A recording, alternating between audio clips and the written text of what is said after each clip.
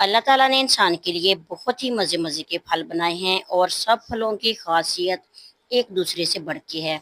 इसी तरह अमरूद को ले लीजिए, ये पेट की बहुत सी बीमारियों को कंट्रोल करने के काम आता है। कब्ज़ कुशा फल है और इसके साथ चेहरे की स्किन जो है ना वो बहुत ज़्यादा ग्लो करती है और इसके अलावा ये बालों को बढ़ाने के काम भी आता है। तो आजकल अमरूद जो है ना ये इतने मज़े के और मीठे नहीं आ रहे, तो इनको खाने का आसान सा हल ये है कि इनकी चाट बनाई जाए। अस्सलाम वालेकुम व्यूअर्स, आज हम अमरूद की चाट के साथ हाज़िर हैं। तो हमने फ्रेश वाले अमरूद आधा किलो लिए, इनको अच्छे तरीके से धोने के बाद छिलका उतारेंगे, इनका हेड और टेल रिमूव करेंगे। अगर कोई छिलका आपको हार्ड लगे या उसका कलर चेंज लगे तो छिलका अच्छे तरीके से उतार दीजिए। छिलका उतारने के बाद इसको दरमियान से कट लगा के देखना है ताकि इनके अंदर ना कोई कीड़ा वगैरह ना हो।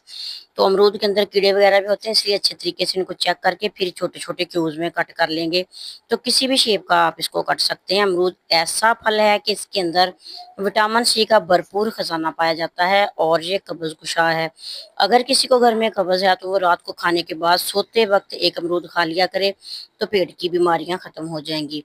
तो इसमें चीनी डालेंगे अपने टेस्ट के हिसाब से और साथ ही इसको टेस्ट देने के लिए सफ़ेद नमक डालेंगे, काला नमक डालेंगे और इसमें आधा चम्मच हमने चाट मसाला शामिल करना है।